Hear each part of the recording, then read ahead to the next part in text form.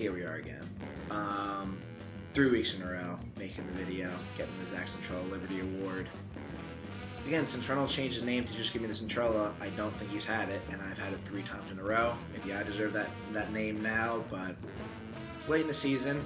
Got 2 weeks to kind of make up for it, but yeah, let's just jump right into it. Week 11, pretty good week for football.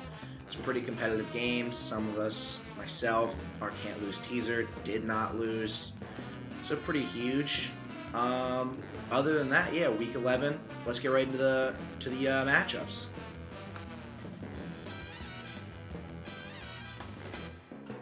The first matchup of week 11 features Dylan Clark's Honolulu Lonkeys coming in at 5-5, losing their past 2, versus Johnny Patty's Johnny Football coming in at 6-4.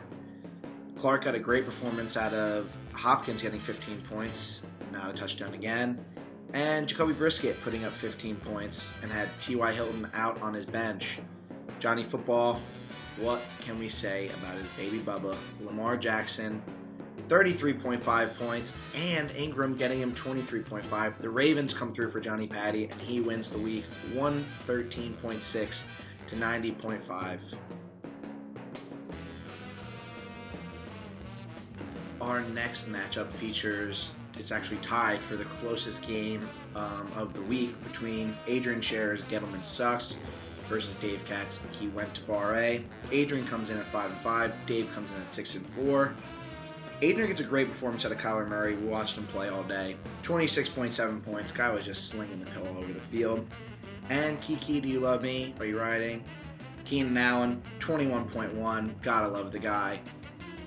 And that seemed like it was too much for Dave Katz, as Deebo Samuel gets 21.4, Randall Cobb gets 21.5, but Adrian picks up the win 115.3 to 114.2, a 1.1 point victory for Adrian. Big win. Big win for Adrian. The team moves on to 6-5, and Dave Katz holds at 6-5. The next matchup is Pete Dorchek's Kamara's a Bitch versus Tim Reynolds. Just gave me the Centrella. Dorchek comes in at 8-2, and Tim comes in at 2-8. Pete Dorchek gets a great performance out of his namesake Kamara, getting 22.2. Kelsey, strangely enough, also getting 22.2 for Dorchek. And Tim, a really good performance out of Dak Prescott, 31.6, and that seems like it from his position players, as his defense scores the second most amount of points at 16. Pete wins the matchup 127.9 to 99.8. Tim, just gotta say, you probably don't even watch these. Pete has made the videos his whole life, and I mean, he is 9-2 now, and just whooped you. And you've made 0 videos, and you're 2-9, on pace to take the SAT again. Correlation coming up.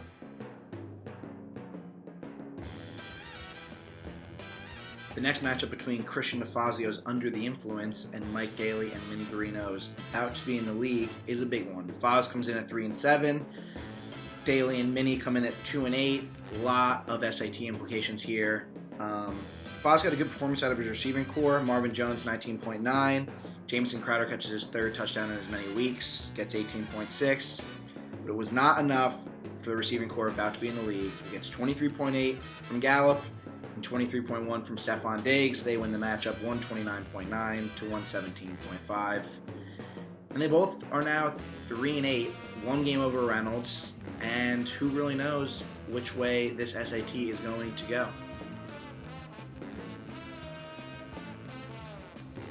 Now we go to the other matchup that was separated by 1.1 points. The 3-7, Mitch Albrecht's 3-7 chilling at the Galladay Inn versus Danny Sullivan's Pepperoni Cowboys coming in at 5-5. Chilling at the Galladay Inn got a great performance out of Michael Thomas, who's been the most consistent receiver in the league week after week after week after week, getting 25.4. And John Brown, kind of a surprise from the Bills, getting 34.7 points in Mitchell's flex. But it wasn't enough for Calvin Ridley getting 28.3, Derek Carr getting 19.8, and the rest of Danny Sullivan's team just pretty much having a pretty solid day, as he went 130 to 128.9, a 1.1 point victory. again, Mitch now 3-8. There's a lot of SAT implications between him, Reynolds, about to be in the league, and under the influence. A lot of SAT implications here. And our last matchup features the most wins in a matchup this week. The 8-2 math experts, led by Christian Scherer, faces off against Alec Guarino's Not For You at 7-3. Alec gets a great performance out of Josh Allen, getting 33.8 points. Tyreek Hill, don't really know what happened. He might have gotten hurt in the first quarter or something. I don't even know if he played at all. Getting 0 points. But then Mark Andrews, pretty solid 17.5. But it wasn't enough for McCaffrey getting 30.1, DJ Chark, Baby Chark, getting 30.4. The math experts win the matchup 127.1 to 92.6. Hello, I'm Jamie, Dylan's friend from England. It's nice to know that Dylan finished bottom in your fantasy football league for the least amount of points. Nice one, mate. Good effort. Not really. I am a Tennessee Titans fan. Tighten up, baby. Let's go. Marcus Mariota will be in the Hall of Fame one day because he is a Hawaiian god. Tim Riggins is the greatest high school footballer to have ever played. That's a fact. So without further ado, let's get to Jacked Up! Thank you, Jamie, for that lovely introduction to Jacked Up. This week we're going to go back to the original format where it's just player versus player, not team versus team. Just jumping right into it. O.J. Howard getting 0 points, going against Travis Kelce, 22.2 points. O.J. Howard. You just got jacked up. Next, Kyler Murray getting 26.7 points, going against Deshaun Watson getting 4 points. A 22.7 point bop. Deshaun Watson.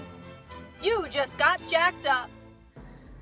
Kenny Golladay, 4.4 points for Mitch, his namesake, going against Calvin Ridley, 28.3 points. Kenny Golladay. You just got jacked up.